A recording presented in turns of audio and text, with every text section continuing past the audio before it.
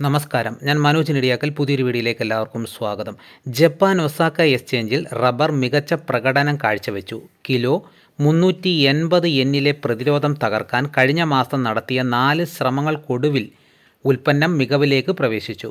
മുൻ വാരം ഇതേ കോളത്തിൽ സൂചിപ്പിച്ചതാണ് സാങ്കേതികമായി വീക്ഷിച്ചാൽ റബ്ബർ 395 മുതൽ 401 യെൻ വരെയും ഉയരാനുള്ള കരുത്ത് കണ്ടെത്തുമെന്ന കാര്യം ശരിവെച്ച് റബ്ബർ വില വാരാന്ത്യം 398.80 യെൻ വരെയും കയറി.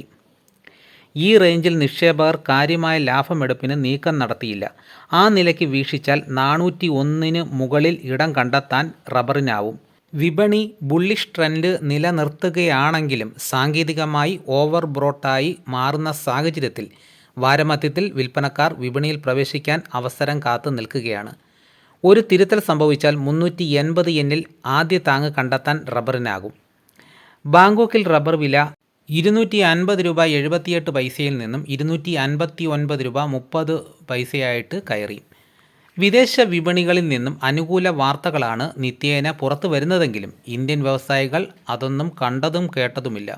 ഒരു വിഭാഗം കമ്പനി സപ്ലയർമാരെ സംരക്ഷിക്കാൻ ടയർ കമ്പനിക്കാർ വിലക്കയറ്റത്തിന് തടയിടാൻ ശ്രമം നടത്തുമ്പോൾ ലക്ഷക്കണക്കിന് വരുന്ന സംസ്ഥാനത്തെ ചെറുകിട റബ്ബർ കർഷക കുടുംബങ്ങൾക്ക് മികച്ച വിലയുടെ അല്പം നുകരാനുള്ള അവസരം ഈസ്റ്റർ വേളയിലും വ്യവസായികൾ നിഷേധിച്ചു. സംസ്ഥാനത്ത് 4ാം ഗ്രേഡ് റബ്ബർ 222 രൂപയിൽ നിന്നും വാരാന്ത്യം 229 രൂപയായി. 5ാം ഗ്രേഡ് 218 രൂപയിൽ നിന്നും 225 രൂപയായി. ഒട്ടുപാൽ 14,000 രൂപയിൽ നിന്നും കിൻഡലിന് 14,700 രൂപയായി ഉയർന്നപ്പോൾ ലാറ്റക്സ് 600 രൂപ വർദ്ധിച്ച് 15,000 രൂപയായി. വിവിധ ഭാഗങ്ങളിൽ വേനൽ മഴ ലഭ്യമായത് അവസരമാക്കി മാറ്റാനാകുമെന്ന നിഗമനത്തിലാണ് ഉൽപ്പാദകർ. ഈസ്റ്റർ ആഘോഷങ്ങൾ കഴിയുന്നതോടെ ഒരു വിഭാഗം ചെറുകിട കർഷകർ ടാപ്പിംഗ് പുനരാരംഭിക്കാനുള്ള ഒരുക്കങ്ങൾക്ക് തുടക്കം കുറിക്കും. വെളിച്ചെണ്ണയെ ഈസ്റ്ററും തുണച്ചില്ല. ഈസ്റ്റർ വേളയിലും പ്രാദേശിക വിപണികളിൽ വെളിച്ചെണ്ണ ചൂടുപിടിച്ചില്ല. വൻകിട മില്ലുകാർ എണ്ണവില ഉയർത്തി പുതിയ കച്ചവടങ്ങൾക്ക് ശ്രമം നടത്തിയെങ്കിലും പ്രാദേശിക ആവശ്യം കുറഞ്ഞത് തിരിച്ചടിയായി. 4 ആഴ്ചയായി സ്റ്റഡി നിലവാരത്തിലാണ് വെളിച്ചെണ്ണ. അതേസമയം ഈ കാലയളവിൽ തമിഴ്നാടുകാർ വില പല അവസരങ്ങളിലായി ഉയർത്തിയെങ്കിലും അവരുടെ വിപണന തന്ത്രം വിജയിച്ചില്ല. മാസാരംഭ വേളയിലും പ്രാദേശിക മാർക്കറ്റുകളിൽ വില കുറവുള്ള ഇതര പാചക എണ്ണകളുടെ വിൽപ്പന തന്നെയാണ് ഉയർന്നു നിന്നത്. സൂര്യകാന്തി, പാം ഓയിൽ വിലകൾ ആകർഷകമായതിനാൽ വലിയ പങ്ക് ഉപഭോക്താക്കളും വെളിച്ചെണ്ണയിൽ നിന്നും അല്പം പിന്തിരിഞ്ഞു. കാങ്കയത്ത് എണ്ണവില കിൻഡലിന് 22,675 രൂപ. കൊച്ചിയിൽ വെളിച്ചെണ്ണ 26,800 രൂപ. കൊപ്ര 15,700 രൂപ. അതേസമയം വിഷു അടുക്കുന്നതോടെ എണ്ണ വിപണി ചൂടുപിടിക്കാനുള്ള സാധ്യതകൾ അവസരമാക്കി പച്ചത്തേങ്ങയും കൊപ്രയും ഉൽപ്പാദകർ വിൽപ്പനയ്ക്ക് ഇറക്കിയാൽ മെച്ചപ്പെട്ട വില പ്രതീക്ഷിക്കാം. കുരുമുളകിന് മാറ്റമില്ല. കുരുമുളക് വിലയിൽ കാര്യമായ മാറ്റമില്ല. അന്തർ സംസ്ഥാന വ്യാപാരികൾ കാർഷിക മേഖലയിൽ നിന്നും ചരക്ക് സംഭരണത്തിന് നീക്കം തുടരുകയാണ്.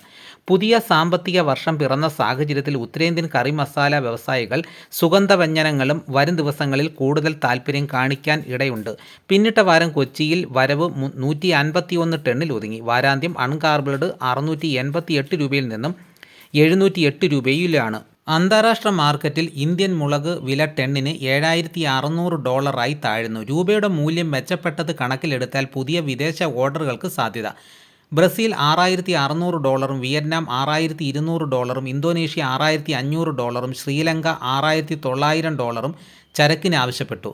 ഏലയ്ക്ക ലേല കേന്ദ്രങ്ങളിൽ വരവ് കുറഞ്ഞു. ആഭ്യന്തര വ്യാപാരികൾ ഈസ്റ്റർ വിൽപ്പന മുന്നിൽ കണ്ടുള്ള ചരക്ക് സംഭരണത്തിന് ഉത്സാഹിച്ചു. കയറ്റുമതിക്കാർ ഏലക്കയിൽ താൽപ്പര്യം നിലനിർത്തി. ശരാശരി ഇനങ്ങൾ കിലോ 2,540 രൂപയിൽ നീങ്ങി. അപ്പോൾ ഇതാണ് ഇന്നത്തെ വിപണി വിശേഷങ്ങൾ. ഇതോടുകൂടി വീഡിയോയുടെ പൂർണ്ണമാകുന്നു. എല്ലാവരും ഒന്ന് ലൈക്ക് ചെയ്ത് സപ്പോർട്ട് ചെയ്യണം. നിങ്ങളുടെ അഭിപ്രായങ്ങൾ കമൻറ്റായിട്ട് രേഖപ്പെടുത്തണം. ഈ വീഡിയോ എല്ലാവർക്കും ഒന്ന് ഷെയർ ചെയ്ത് കൊടുക്കണം. മറ്റൊരു വീഡിയോ ആയിട്ട് ഉടനെ എത്താം. എല്ലാവർക്കും